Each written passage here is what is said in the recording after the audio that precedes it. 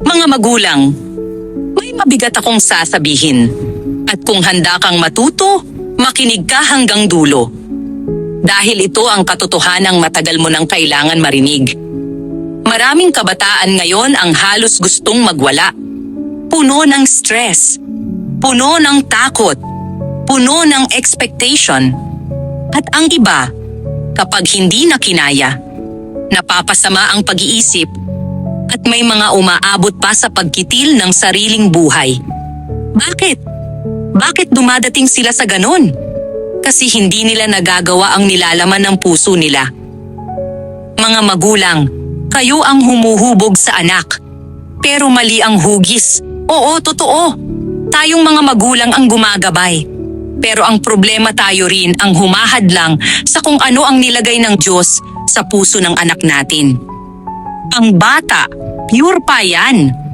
Malinis ang puso. Walang mali siya. Walang kasamaan. Ang kasamaan ay pumapasok kapag tayo ang nagtuturo nito.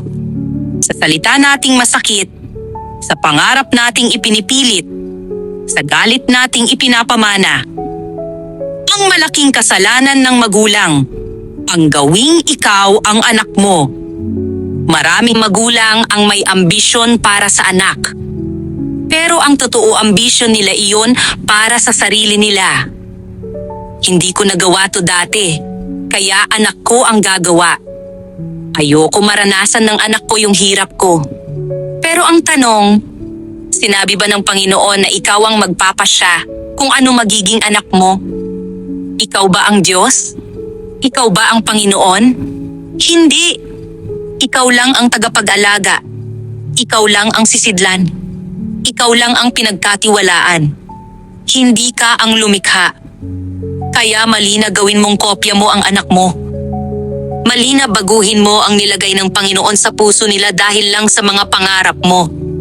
Mali na ipilit mo ang gusto mo at sabihin, para sa future mo to.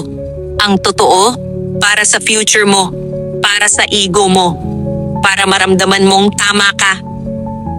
Ang mga sumbat na sumusugat sa kaluluwa ng anak. May mga magulang na mabilis magsabi, wala kang utang na loob. Sana pinalaglag na kita. Sana hindi na lang kita pinanganak. Ngayon isipin mo, anong klaseng puso meron ang magsasalita ng ganyan? Hindi mo pag-aari ang anak mo. Hindi mo sila laruan. Hindi mo sila alipin. Pinahiram lang sila sa iyo ng Panginoon. Maraming tao ang gustong magkaanak pero hindi nabibigyan. Ikaw,